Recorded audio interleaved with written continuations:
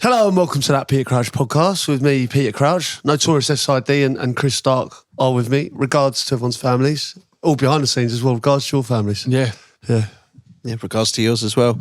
Goes without saying. How's the marathon training going? Very quickly. Not long now. Yeah. It's tough. It's tough. I didn't sign up for this. Prep. Done 16 miles on Sunday. I have to say, I forgot to mention it last week. I've done the Brighton half marathon last week. So it's the first time, great experience. First time running with crowds. And the amount of pod shouts, no lie, that I got was brilliant. Yeah, that's great. That might keep you going, you know. No, it was, yeah. So at the start, I had the AirPods in and then took one out and I was listening to one, turned it down and was right next to the crowd. But the amount of pod shouts I got, and the best one was from someone running next to me that overtook me and said, "Come back stronger." which actually made me laugh, and it distracted me and it actually gave me a little boost. Give you a boost, perfect. So that was good, but it's tough on the knees, but I'm enjoying it. It's really good, and you're doing it for a great cause. You're doing it for the British Heart Foundation? Doing it for British Heart Foundation. It's the London Marathon. This is the London Marathon, end of April 27th. So I'm doing all my charity pages this week for the socials. So that'll start going out on my socials. But I'm doing it for the British Heart Foundation and the MND, motor neurons disease. And it's a great cause, and you've agreed to do it dressed as a giant pudding, which is really good. No, I have not. It's hard enough as it is. Maybe next year. Yeah. We'll see. Can you imagine a massive pudding? Like tracking SIDS as a massive pudding would be great, wouldn't it? Wouldn't it be great? Yeah. Well, we'll be there though, won't we? You know, giving him support, and I'm sure a lot of people love it. Support. Well, we're talking about doing a sort of bar crawl along the way. Yeah.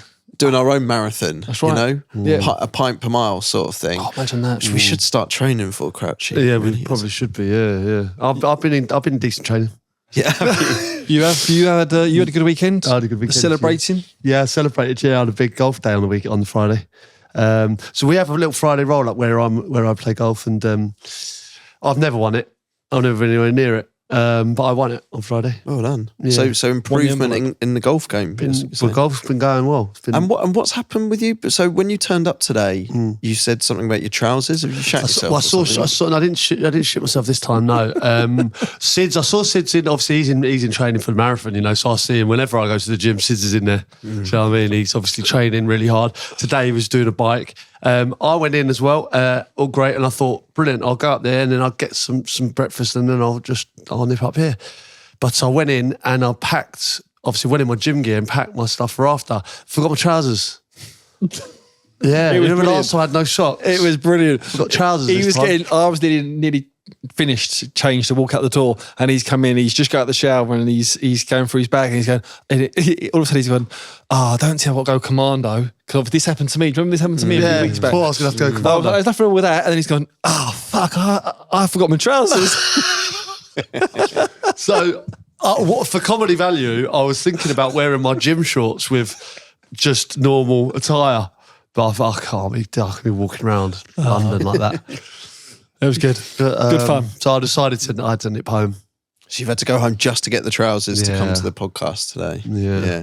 I feel like we're due a kind of fancy dress podcast at some point. I mean, obviously, I saw it came up as a sort of Facebook memory, I think it was, one of those memory things of us as nuns before from a different time. But it feels like we're due a fancy dress podcast at some point. We've missed one way of doing it with World Book Day, wasn't it, the other week? That would have been a good one, because you can just turn up however. That's good. Well, quite a few people go as Crouchy World Book Day. Yeah, both my daughters have gone as me. Yeah. Took my book in. Genuinely, yeah. I remember Abby drawing a beard on my little girl, and she had a Burnley kit on. I was at Burnley at the time, and just took my book in. Do you know what would have been an interesting hustle if you went to her World Book Day but claimed to be her? Do you know what I mean? Brilliant. And just refused to back down with it. To back down, yeah. Yeah. Class. Did you navigate World Book Day okay? I mean, it was a couple of weeks ago now, but I don't think we mentioned it at the time. Yeah, I Why would we? worked. I was up and out early, but my little girl went. I forgot the name of the book now that she went as, but it was quite good. She sent the picture through my wife. So that was good. You're celebrating today. You had an amazing roast dinner. on the weekend? As I well? did have an amazing roast dinner. Yep. I swear it was so good that I celebrated it by then getting pissed. Did you make it? No, I went to went out? a place, I should shout it out, called Golden Ball. Swear down, it was the nicest roast dinner I've ever had. Golden Ball. Honestly, man, like it was a life experience. It was so good. I didn't plan on getting pissed. Where is it? What? It's sort of Maidenhead Way. Pub? Yeah. Just a ball, pub. Ball, not ball. Golden Ball. Ah. Mate, I had the roast dinner and then it was sunny and then I ended up getting pissed all Yeah. day. Are you hungover today? I'm so hungover. Are you? God, I'm so hungover. You might need a Get up Sid's team talk here. at 4 o'clock in the morning for the radio. You look all right, though. Really? These are the same clothes as yesterday. Oh, yes. Yes. That is brilliant. Wow, now we're getting to the bottom of it. Fucking hell. Don't feel right. Really? I think you're carrying it off pretty well. Yeah. We'll see. If Do you start flagging, I'll just Sid will interrupt step you and in, go, yeah. hey, come on, Yeah. let's go. Yeah, I think you're going to have to do a bit more than you normally do, Sids, today. All right. Well, if this podcast. if that time comes, I'll pick you up. Oh. They're going to do a bit more. Also, if you're watching this, we've got to do something about this. Like, half your face is green to me here. Is it to you, Crouchy? Oh, is it the light It's- behind? It's like you're half cyborg. Yeah. Cyclops. It's got a sort of Star Trekky vibe to it. What's going on? I can see, like, when you look that way, you've got like one green eyebrow. Are you doing me dirty on here, Ross? Why are you what I doing mean? this? Why are you doing this to me? What's going on here? Just on the running thing as well, I just want to give an honourable shout out to a guy called Jack who got in touch. And he wanted to say thank you to us and the podcast. And this guy, what he said is, I ran across Australia from Perth to Sydney. I ran 95 marathons in 61 days and listened to you, Crouchy, and Notorious for most of it. Pardon, 95. 95 marathons in 61 days. Fuck, man, it's Haaland numbers. He's broken he's broken a British record by doing this. That's not normal. How do you do that? You're so doing he's like doing that's 1.5. 2 or 3 in a day or what? It's 1.5 near enough in a day. Yeah, Whoa. yeah. Across It's 61 Australia. days. Yeah. So he says, been a huge fan of the pod since day one. Decided to go back to the beginning and start it all over again. I was running for 14 hours a day and you boys kept me sane while I was in the middle of the desert. That is Insane. outrageous. That is So incredible. well done, Jack. Yeah. He sent me a link to the news story about it. Australia coast to coast run. Bracknell man breaks British record. Fair play. That is Wow. that is brilliant. Powered by this Wicked. podcast. Jesus Christ. What's his name? Jack. Jack. Jack, congrats. That's amazing. Well done, Jack, mate. That That's is incredible. absolutely fantastic. While we're on that subject, should we get some messages in quickly before we start? Yes. Right, Crouchy, Bonfire and Mr. Bill Barbecue, regards to your families. I'm getting in touch following on from you discussing rivalries on the show. About 10 years ago, I had my own rivalry with a man who would get the same train to work as me every morning at 7:09. We walked a similar route to the station, and the 18-month period this went on, we never said a word to each other. However, we both knew we were racing to be the first to the station each morning. One morning, I had won the race, and as an added bonus, I saw my rival running down the stairs to try and catch the train just as we were leaving the platform. We locked eyes, and I smiled. It was beautiful. All the best, Tom. Big fan of that. Yeah, real life rivalries, that. And that would... It's when you know that other person is thinking the same. That's in special, secret. isn't it? Yeah. Have you guys been thinking a lot about the rivalries episode since? Yeah. Yeah, because I think in your world, especially the punditry world and that, it's one that you've got to kind of keep an eye on. No, without doubt, isn't it? Hey, it's a dog-eat-dog world out there. Dog world. Really is. Did you see that clip of Joe Hart, by the way? Yeah. It's really good. Oh, So I think one of the trickiest things about your job and my job to a certain extent is when you do anything on TV and you get given an earpiece, you've Yeah. got someone talking in your ear. Yeah. And it's a hard thing to do because you've got no one teaches you this stuff. I think it's growing up. really difficult when someone's talking to you to carry on having a conversation. Yeah, so Joe Hart's got one of these earpieces in. He's doing Match of the Day, but he's talking to the director.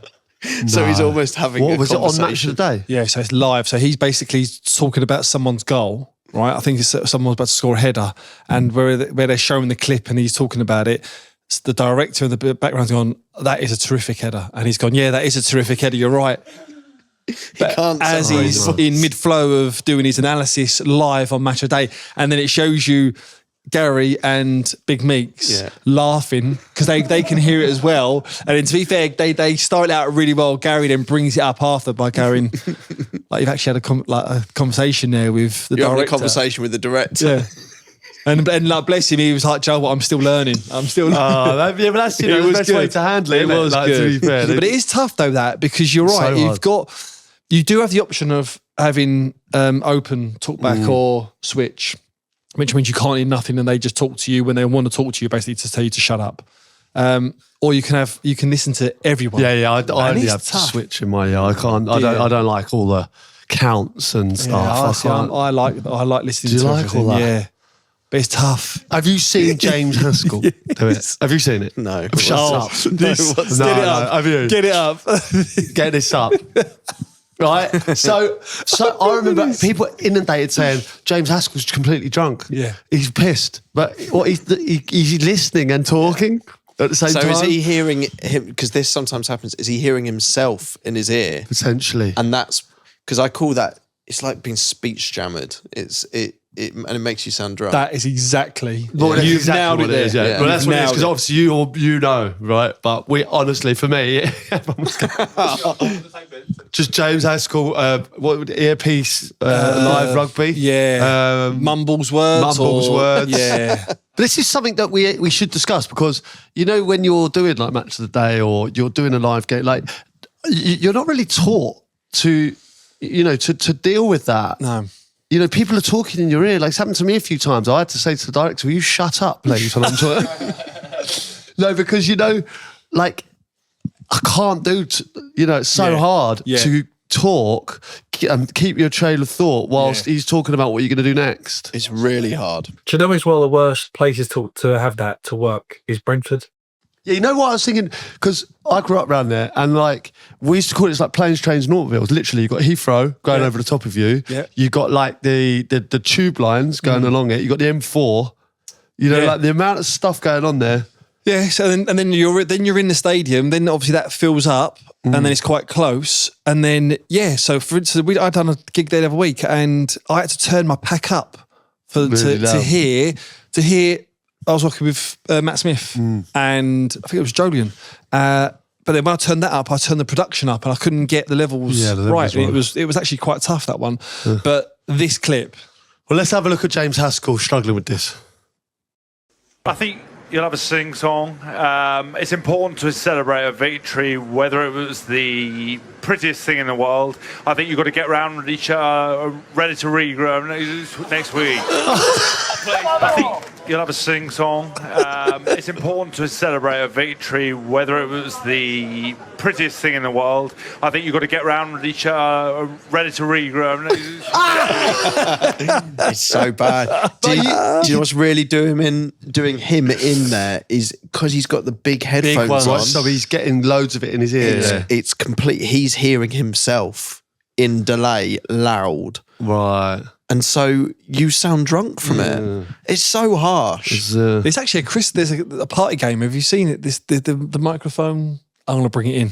There's a game based on that. Yeah. Yeah. Basically, you put headphones on and you speak, and it delays you. And it makes you sound like. Oh my God, that sounds unreal. That sounds. I'm bringing it next week. Remind me. It just sounds like the punditry game. It's superb. That sounds good. Wow. Because you can't hear it, but if someone videos you and then you come out and you watch it back, it's like hysterical. I've done the game, you know, where you put have you done that one where you put a big thing in your mouth? Yeah. And you try and talk and say words. That's good. I'm surprised we as a podcast haven't got a board game yet. Haven't sort of cashed in on that. Do you know what?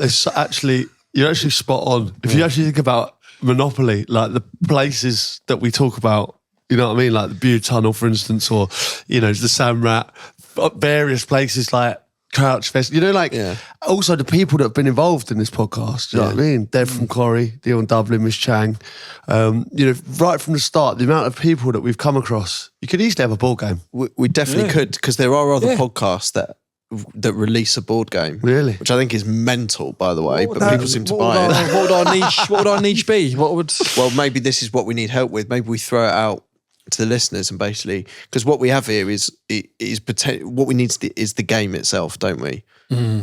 I think it will fly. This is madness. I was watching Dragon's Den the other day, and Peter Jones invested in a board game. Did he really? A young entrepreneur. He's only 15. This lad. His dad was quite well off. He's been successful. Tony Waddington. I don't know. It was an old record. This. I don't know whether it's still going now, but apparently it done really well. Really? But we could reach out to Pete Jones. We reach out to Peter Jones. Yeah. So we need an idea for a game first. I mean, that's that'd be the great. kind of first problem. Read a pitch. We need the game. Like, basically, if you had all the characters from the podcast or place we've been, like you say, Monopoly's kind of perfect, isn't it? So we had the Guess Who. We had the podcast Guess Who that we were kindly sent. Oh yeah, Remember that was good. All the characters that we've mentioned over the years. I've got it at home. Yeah. But does the board game maybe need to be, like you're a team trying to get promoted? Do you see what I mean? And is that the basis of it? And you move around a board, or is it? I mean, dare I say it? What about Shithouse, the board game? And it's kind of a bit like Frustration, Yeah. And the whole game is based around screwing over the other person. Yeah. Shithouse. What a great game. What a great game that is. Shithouse, Doghouse, you name it. Yeah. Imagine Shithouse is the new Scrabble. Imagine that, yeah. So instead of being go to jail, Yeah. go to the Doghouse. This is what I mean. In the corner. We call it Doghouse. Yeah, you're right. Chased by an Alsatian. Yeah. Or Angry Wife. Like instead of Angry Birds. Like it's like Brilliant Doghouse as a game could be great. So you're What was the one used to catch is it Mousetrap. Mousetrap? Yeah, it's a bit like that. Like Doghouse. You know what I mean? Like get home, you. Your aim is to get out the different doghouse. boozers. You got to get into different boozers without getting caught, guys. This is it. So you move around the board game, and it's how many you're going pub to pub, and you're chased by an angry wife. Doghouse. And perfect. And the aim of the game is to stay out the doghouse. The aim of the game is to stay out the doghouse and get to the Chumbawamba. That's it. That's what we need to get to. Yeah. But then, what the key to the game is, you get to the Chumbawamba, but then you got to make it back home. Yes. Yeah. without getting a tug. So maybe it's. But this is good because then you can have cards in the middle, and they're like the random events that happen. Yeah. Like you you pass a beautiful lady. It's like like fell over on the way down. You are chased by an Alsatian. Like they're almost a bit like, I don't want to say this in case the lawyers come after us when we do release a game, but a bit like the chance thing on Monopoly. Yeah. It's these things that happen. Counters come around the pub, and then maybe does someone need to be the wife, almost chasing behind? I think potentially, yeah. I mean, what would make it amazing if you played with your wife and she tried to chase you? Are we excited by this? I'm really excited because I think this is the sort of shit that you do now in time for Christmas. Yeah. Do you know what I mean? Because we'll need time to produce it. And, Listen, Waddingtons, get in touch. We're available. We've come up with some great ideas there. We'll see if we can make this happen. Yeah. Okay. Wife's friends pulled out of dinner. You receive a phone call. How do you react? Bad signal. Unexpected bonus. Game goes to extra time. Brilliant. Doghouse is great. Oh my God. Doghouse, okay. Right, lads, let's get into the pod. We'll talk about how luck plays a factor in football. We talked about, my mates call it crouch luck with me. Like I've got an element. I've been lucky at times, I would say. Quite a lot. I say, is this episode all about you? No, not at all. But I'm talking about also, the element of luck, certainly when you're kind of breaking through, I think, certainly. I don't know how you found it, Sis, but well, I went to QPR and I was thinking, I'm not going to play here for another couple of years. Yeah. Every single striker got injured and I found myself, thrust in there. And obviously it's a sink or swim kind of situation, but, without those injuries, where would my career have gone? And I think there's always those sliding doors moments, isn't there? I don't know how you feel. What was it like for you, Sid? Yeah. Were you like always going to play, or was there an element of like being in the right place at the right time? When I see this topic, I loved it, I think, because it happens in all walks of life, doesn't it? Probably in your industry as well, everyone's industry. I think there's three main reasons that you got a luck side of it. You got talent, first of all, which you have to have enough talent to get to that position. Then you have to have that sort of mentality side of it as well, which then you have to work enhances. very hard. But I think you all need that element of luck somewhere along the line. Like, as you said there, whether that's going to be injuries to someone else that's giving you an opportunity, or you might have gone, like I'm sure we'll come on to this, where you could have gone to a certain club, but that didn't materialise, and you went somewhere else and it just kicked off there and then. But with me at Arsenal, I was probably the other way around. I was at the right place at the wrong time.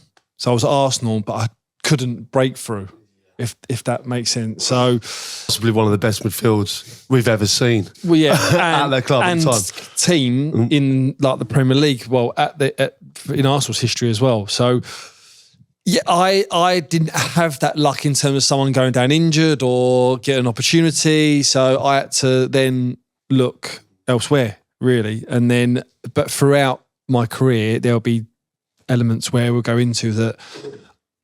It could have easily gone down path A, B, or C, and then it's but that whole luck thing that you're describing there, I guess, is a bit of a fine line between luck and fate as well. Yes. But what I would say with the luck that you're describing there, who's to say you break into that Arsenal squad or that team, one of the best of all time, that actually ends up being the worst thing for you? I mean, you can have these situations and always think of them in a kind of positive way, I guess. Yeah.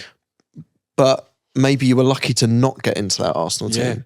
Although on the face of it, everything looked like it'd be incredible and you'd be part of something with that. But because I'd imagine probably realistically, if I'd have broke through and played a couple of games, and then you probably Signed a longer contract. rewarded with a new contract, and then You don't play. then exactly that. Can't get out. Yeah. But I think the element then, and you was probably the same as well, that you just wanted to play. Yeah. You just wanted to play. You weren't But exactly right. I mean, but I remember QPR signed me for 60 grand, and I left Tottenham, not ready. I was miles off fit at Spurs. Went to QPR, and I thought, I still felt like a youth team player, really. Yeah. And then every single player, like I think it was Rob Steiner, Sami Kuyu, Chris Kiwomya, trying to think who else would have been the forwards there. Like everyone got injured.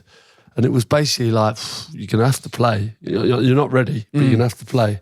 And then I had one of the best seasons of my life. It was brilliant. That's so good though, isn't it? Because managers could easily have gone, who was the manager then? Jerry Francis. Because he could easily have gone like what Arsenal are doing now. For instance, put in, was it Marino? Like up as a striker? Yeah. Or like he could have gone to someone, an older pro to go, listen, I need you to do me a favour at the minute. I know you're a right back, but I need you to just Go and play be up up front. top. Yeah. So he must have had an element of faith in me. Yeah. But I don't think he thought I was ready. No. But I think he just threw me in and, and my first couple of games I didn't set the world alight. Yeah. But thankfully he stuck me, and then I ended up winning Player of the Year.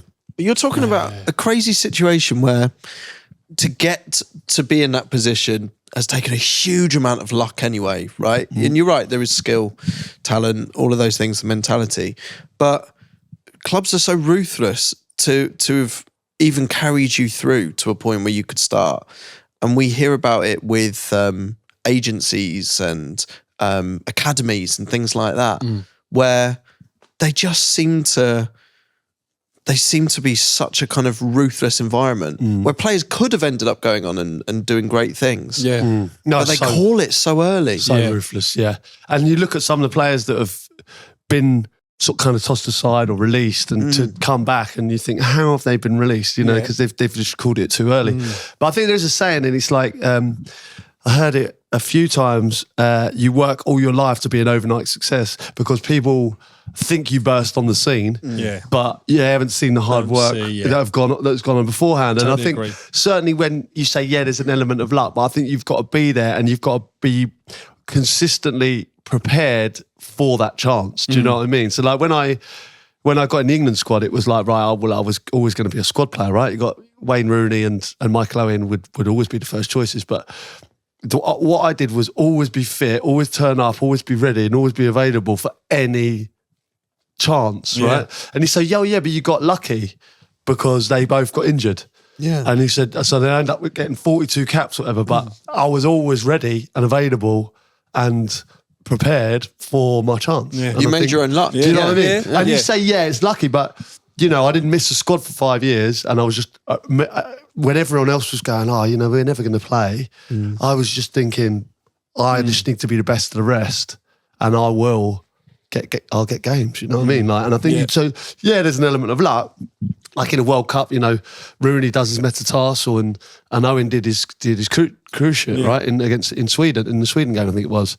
So I end up kind of starting in a World Cup, and that wouldn't have happened, and that's luck. Yeah. But you've also got to be prepared and ready and available. Yeah. At that time. But this crouch luck that you're describing seems to involve, in most cases, other people getting injured, which suggests to me that you might not be necessarily lucky. You might be a curse. You're saying it's voodoo? I'm saying you could be the curse. Yeah. No, it's not. Were you the real reason why England never won anything? Rooney was... Oh, no. I don't know. I'm going to try and shake this one off pretty quick. I can shake this one off pretty quick. Crouch luck extends to ridiculous horizons and boundaries. He could literally, well, like for instance, this morning, when he forgot his trousers, he could have gone, I forgot my trousers. And knowing him, there'd be a tailor getting dressed in the gym at the same time. And he'll go, I've got a spare pair of my boot, mate, you can have. And believe it or not, they're just your size. Like that is what, literally, I've seen it before. Yeah. No, But you are right. Because most people's, how do you say it, the chances come through someone else's loss. Doesn't it? Really? Whether that's, as you say, through an injury, most things, I think. Yeah, of course it does. But like you say, as long as you're ready, to be there, willing to step in, you might not be ready to, like you said there, like the QPR one. You was there, prepared, ready, and like it took you a few games to get started, like to get yourself in the rhythm. But you was there, like you could have been the other way, going, I'm not sure about that. Like, people might be given an opportunity and then gone, I'm not ready for that. Or they might have faked an injury, or might be not. I don't feel well. Like they could not sort of rose to the occasion as such. But yeah, there's I think there's loads of fine margins. Yeah, loads of fine margins in football. There's certain goals like the Darren Bent beach ball goal, which for me has to be an element of luck in that one. I mean, someone's brought a beach ball, number one, to a game. Yeah, someone's managed to sneak it into the game. Yeah, they've thrown it on the pitch at that precise moment that Darren Bent's had a shot, and it's pinged off it and gone past Pepe Reina. Unreal. I mean, that's mad when you think about it, isn't it? Yeah. For that to stand, I know it's the same thing as if a dog runs on a pitch, isn't it? If a ball gets kicked and it's a dog or any animal and it goes in the goal, it's a goal. Is it? Yeah, I think it is. Don't quote me on that. That'd be great. Imagine the VAR. I think it is. What if it goes in off the dog? I think it is. It's like, well, surely it's got to be like this beach ball, isn't it? I mean, rules might have changed now. It might have been the same back in 2009 when that goal happened. And do you think, would you class luck like with bad decisions? You know, like when Thierry Henry handballs against Ireland, or Jeff Hurst's goal does it go over the line or not? Luis Garcia against Chelsea for Liverpool. Yeah, the ghost goal. Like they're bad decisions, but are they? Is it luck? It depends who you're supporting. Well, are they smiling? It's a great decision. Like the Garcia one, it's a great decision if you're a Liverpool fan, but if you're Chelsea, it's a criminal decision. Yeah. Yeah, well, I guess it is. But good or bad decisions, you're lucky if you get some goals that shouldn't have been. Of course, I guess it is. It is lucky, isn't it? So what we do on this podcast, we deal with the hard-hitting subjects, and we've got to the bottom of there. Is if it hits a dog and goes in, it can be a goal. It can be, as long as the dog hasn't distracted the defender and has interfered with play because of it. So never rule it out. But it's unlikely to be a dog, isn't it? You do get the occasional fox. I think there was one over the weekend, and one of the games got delayed. I've seen a fox on one, delayed because fox. Have you ever been involved in a game when a dog or a fox? Or no. cat? Have you ever, animals. What's been the weirdest thing that's interrupted a game? You've had a streaker, yeah? You've had a pitch invader? I've had a few of those, yeah. Yeah.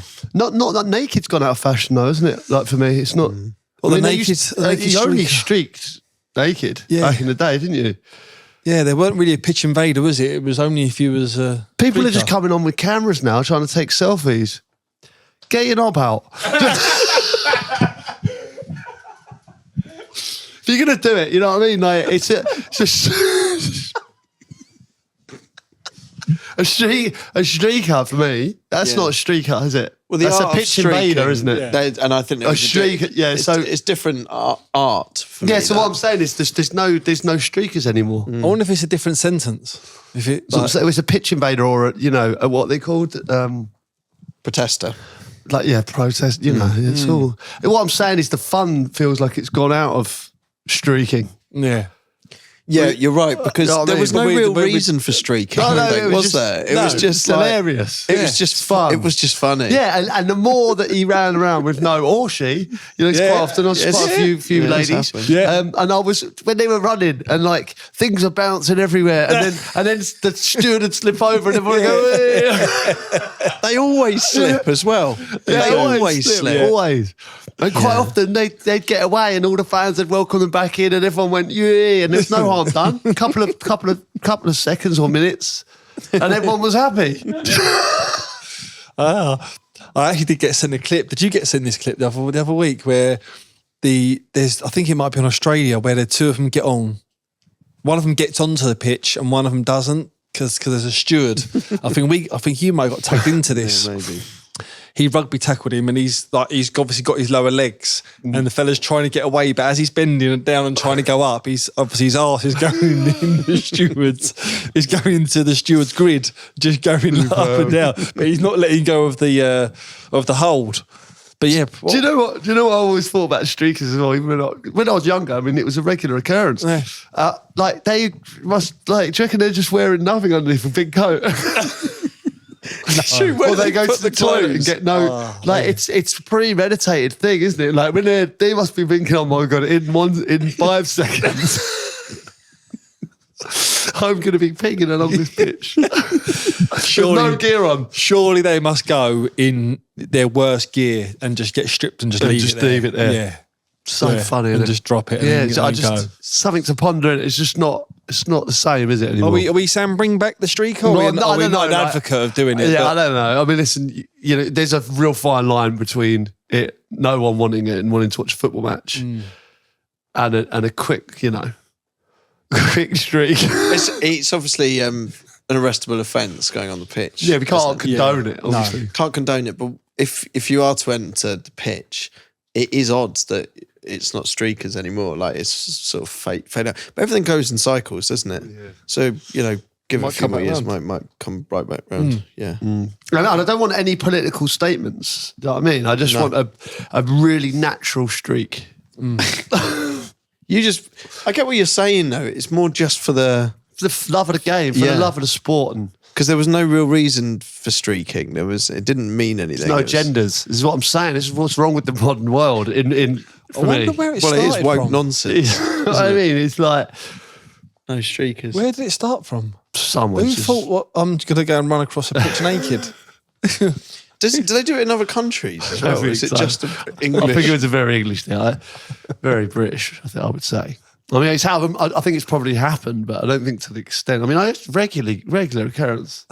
Did you ever try and take one down or not? No, when I played. Yeah. No, it was. I mean, even when I was playing, it was less so. When I'm more thinking about when I used to go and watch as a kid. It used to happen quite a bit. Yeah, we're in the 90s. I think do you know what I think it might have been?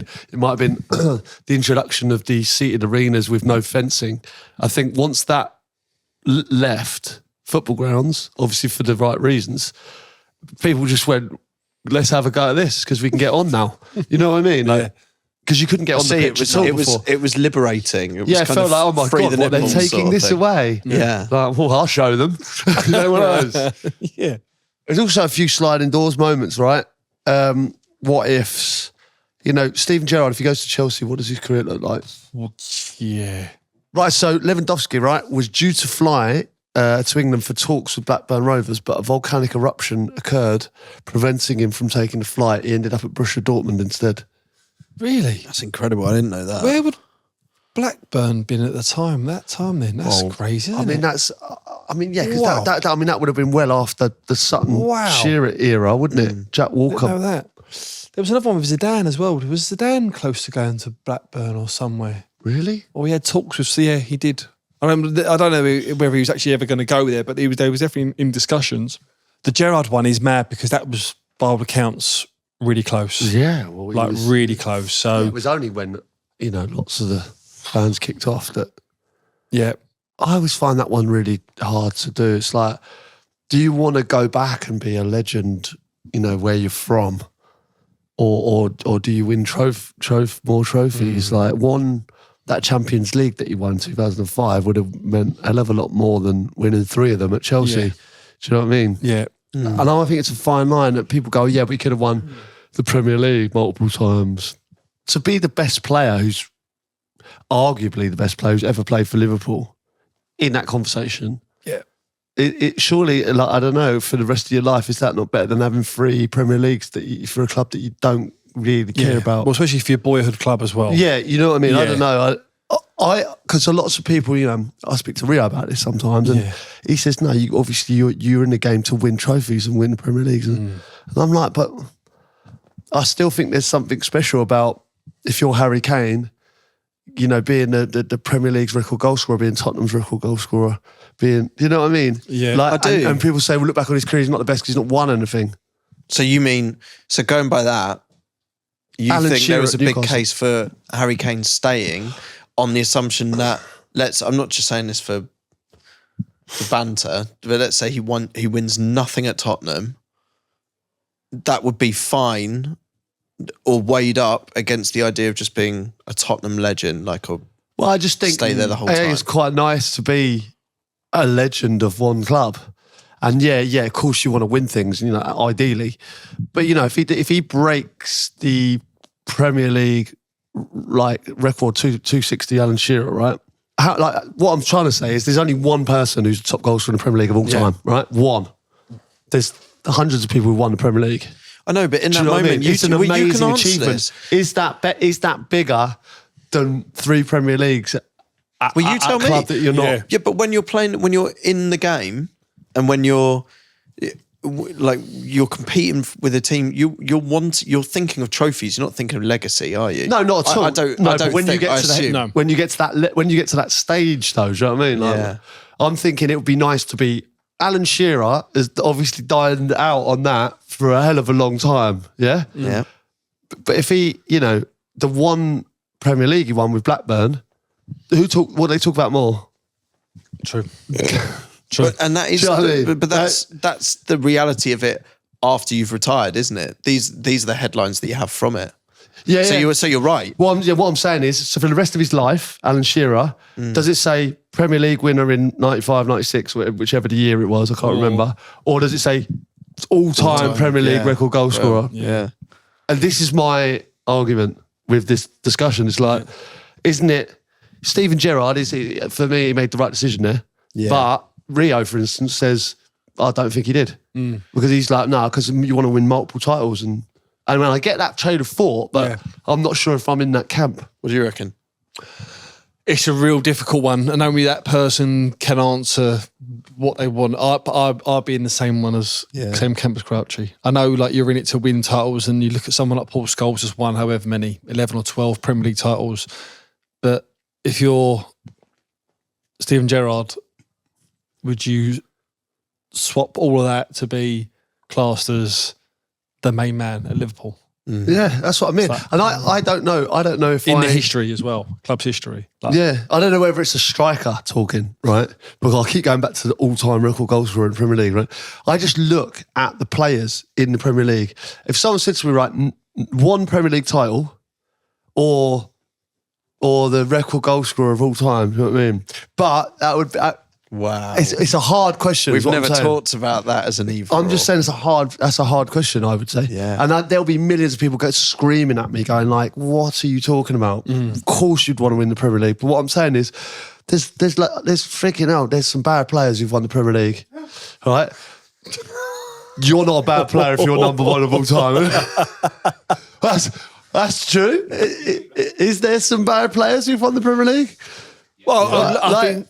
Come on, there's fucking hell. There's some, you'll have some that have some lucky players. Rode on the road. You have some. We'll go on to it. You'll have some that have rode on the coattails of a Steven Gerrard that's got him a winner's medal in whatever competition or Premier League. There must be players at United, squad players at United that probably done a bit part in them seasons. And there'd have been players that had one season at that club and then obviously went somewhere else. Yeah, who have got a medal. Yeah. But what I'm saying is you can't blag the Premier League's record goal scorer of all time. Yeah. It's up for debate anyway. I like it. Right, so just to clarify the Lewandowski situation, in April 2010, Blackburn Rovers came close to signing Lewandowski, only for a freak natural event to scupper the deal. An eruption was the Icelandic volcano. Remember the volcanic ash? Yeah, yes. That doesn't feel that long ago. Yeah. Well, it produced an ash cloud so huge it grounded flights. I remember it. It was 2010, you're right. 2010. So it was. He obviously couldn't. It grounded all the flights, prevented Lewandowski from travelling to Lancashire.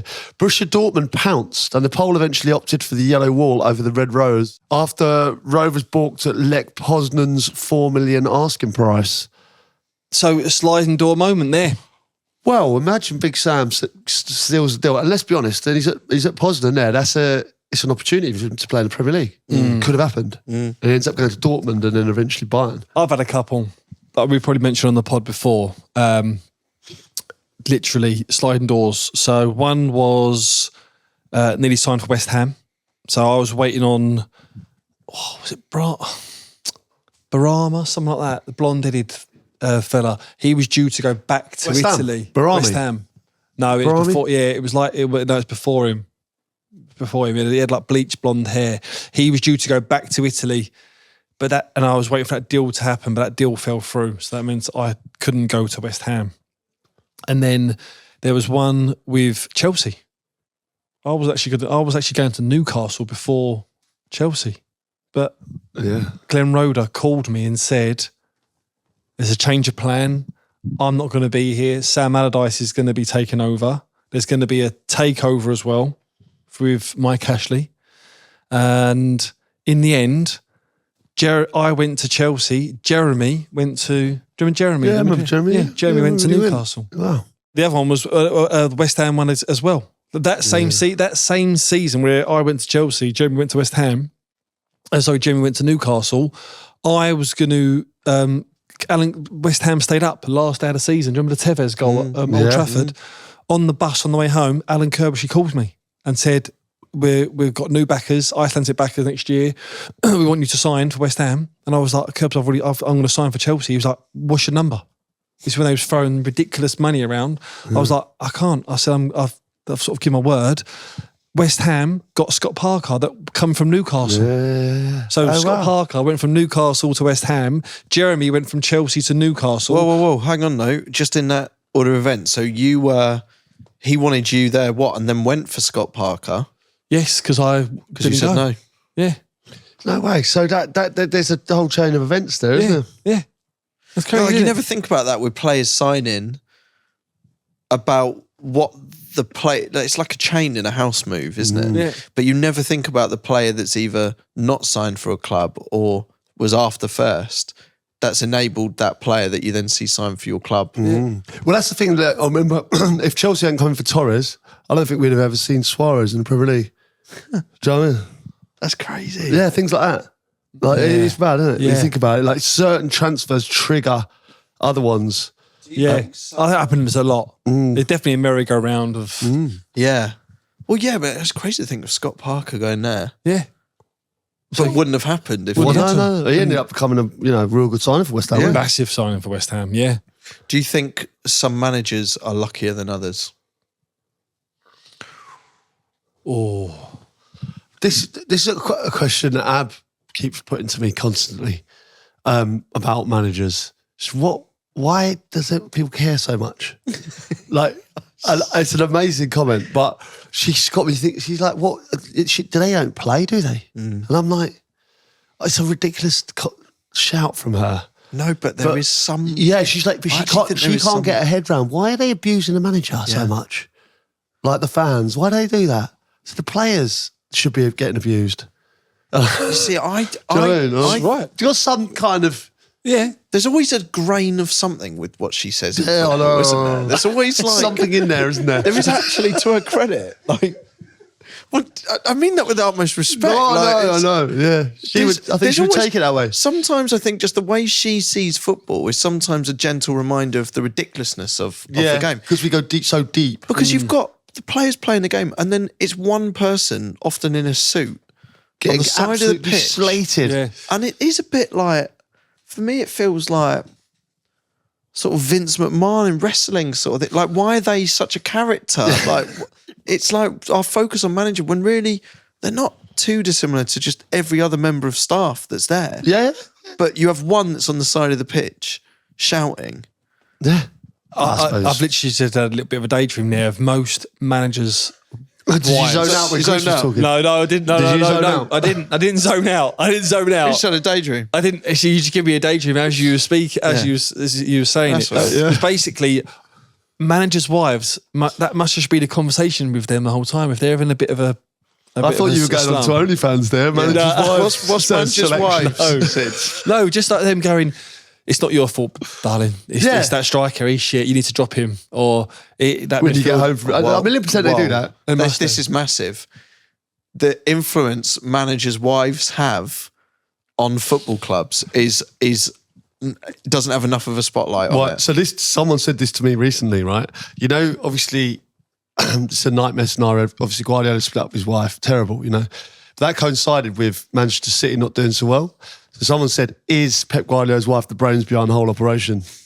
She's a tactician. You cannot rule this stuff She's out. left and there's been a slump.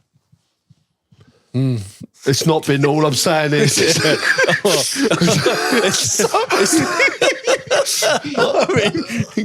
no one's thought it this way. You know what I mean? Think outside the box. You can't rule it out. You can't rule anything out. I'm saying, I don't know. The whole managers' wives thing, no. Do you meet many of them? Yeah. Do you? Yeah. When? I actually met Thomas Tuchel's wife the other day. Sorry. Or girlfriend. I don't know what his current status is. You met someone. No, actually, I didn't meet anyone. We'll cut that.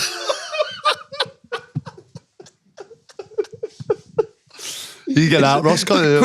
Quick retraction. Yeah, you do meet the manager's other half. When no?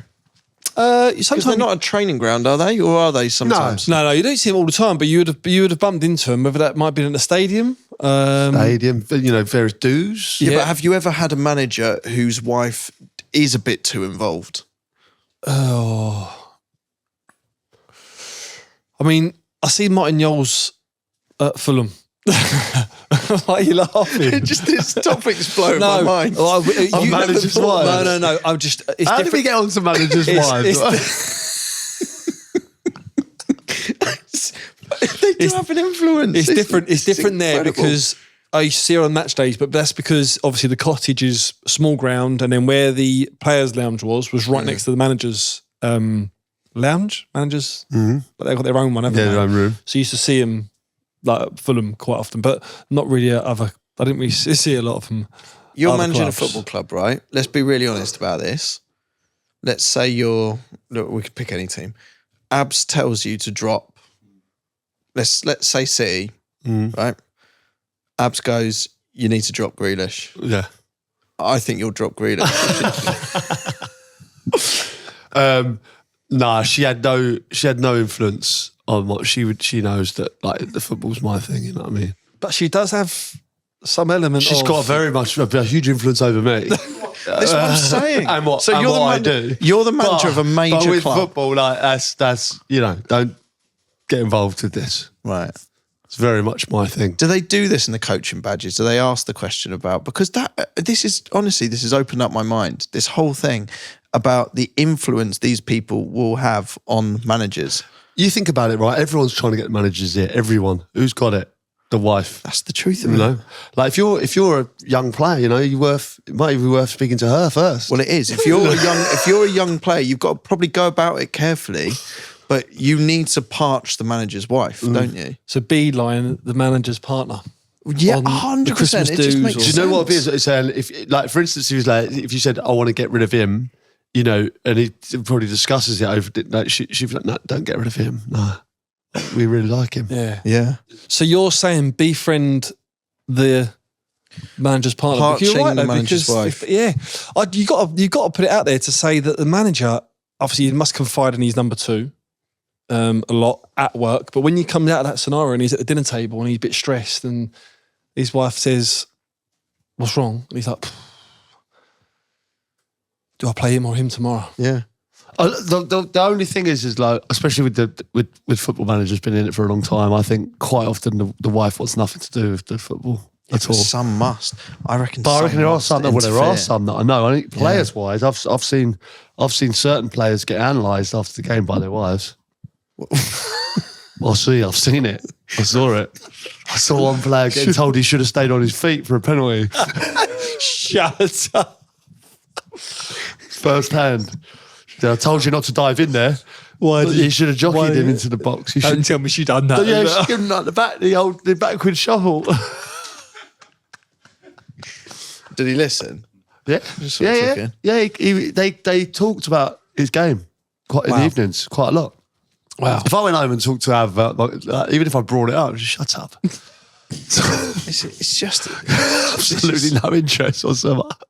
Just back on the luck situation, superstitions and things like that. We've got a few here. Obviously, Laurent Blanc, remember when he was kissing Barthez' head? Yes. They ended up winning the tournament.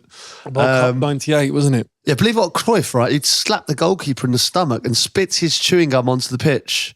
When he forgot his gum in the 1969 European Cup final, Ajax lost. Is that a coincidence? Gareth Southgate's waistcoat. Yeah. I remember Harry Redknapp used to wear a little, you know, his little dog Rosie. A little. It'll be interesting seeing what Tuchel does. Really? What sort of Tuchel will do in terms of what his thing will be. All managers have one, don't they? They do, They've yeah. all got a thing. Stuart Pearce had a little cuddly toy. Do you remember he took over at Man City?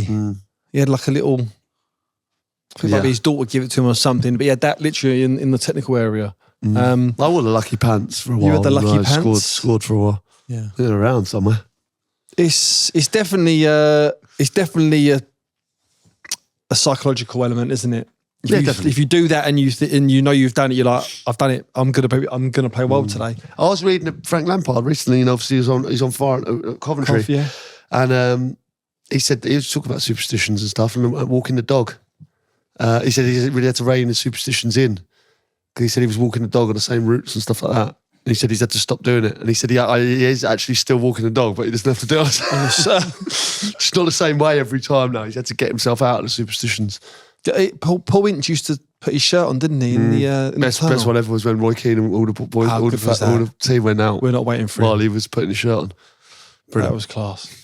Yeah, just an element today. It's like football isn't just about talent and tactics. Sometimes you need a little bit of good fortune too. I think we'd all agree with that. Yep. Got to be in the right place at the right time.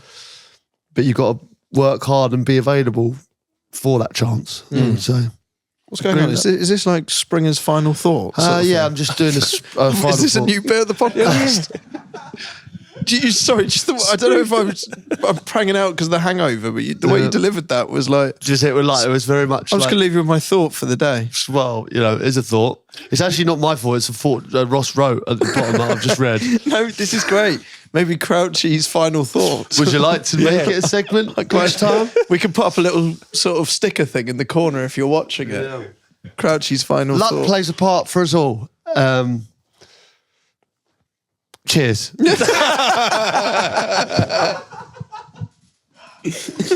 Maybe that won't catch on, but you know what? Maybe it will. I enjoyed it. Okay, hopefully that thought resonated with you. Yeah. Yeah, great. Stuck with my mind. Yep. Messages. Dear QC, puddings and partial. They're ridiculous. QC puddings and partial. Just an update on the Brighton halfway line goal that Sid has scored, and something he did not mention. Oh. The game took place on fireworks night, and you can hear one or two go off as Sid lines it up. It was noted at the time that some of the players jumped at the sound, and this perhaps caused the keeper to stop or at least be confused as to what was going on.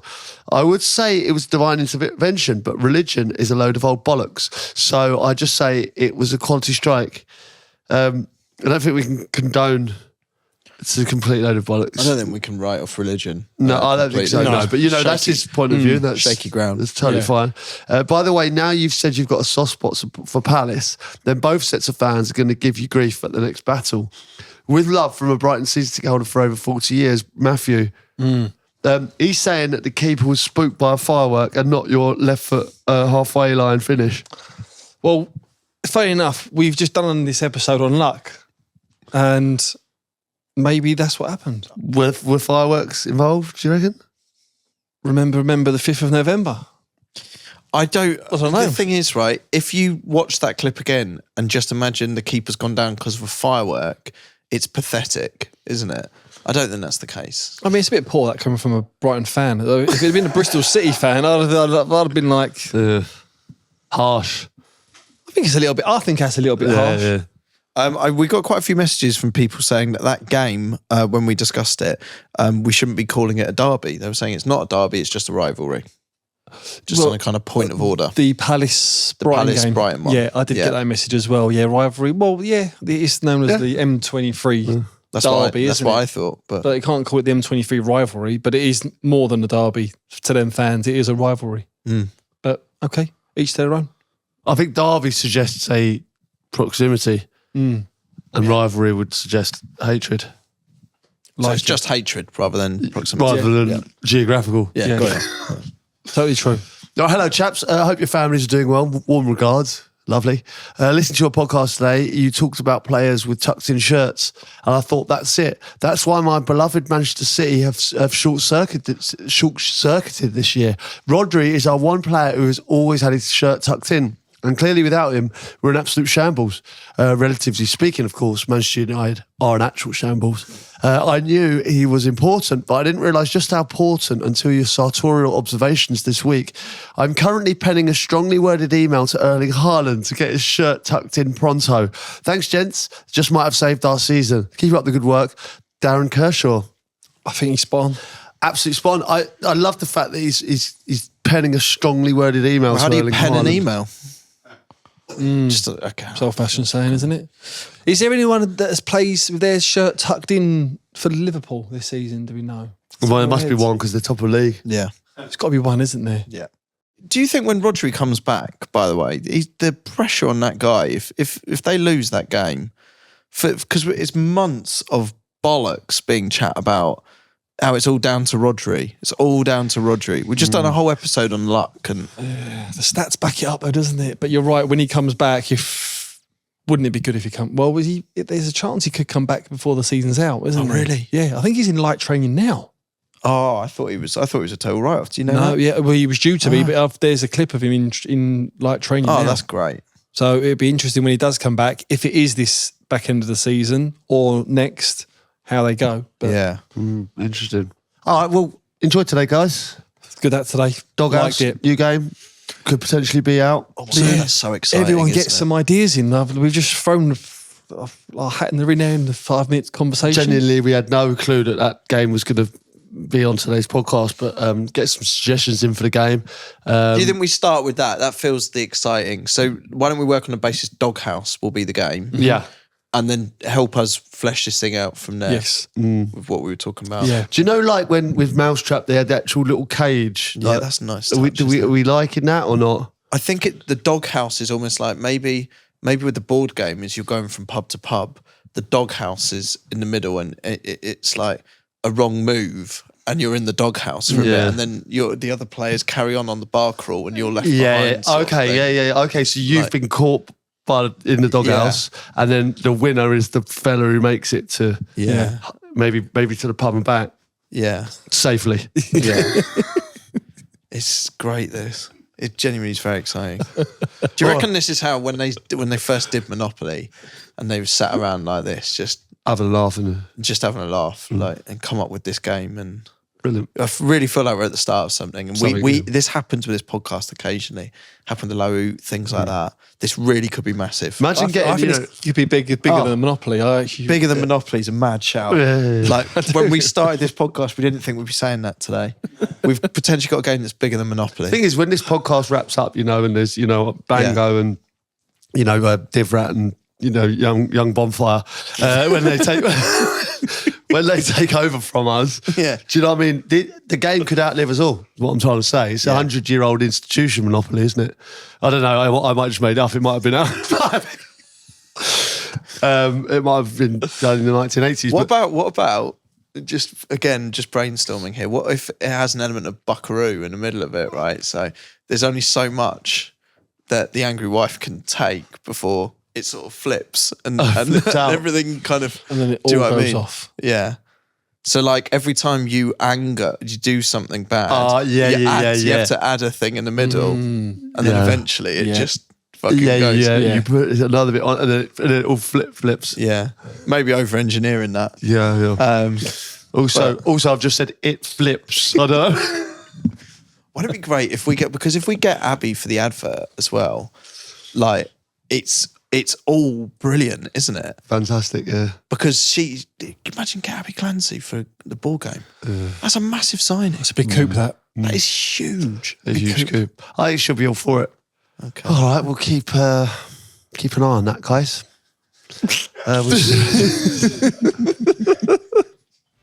Come on, here we go. Monopoly, we're coming for you. Regards to your families. Regards to your family.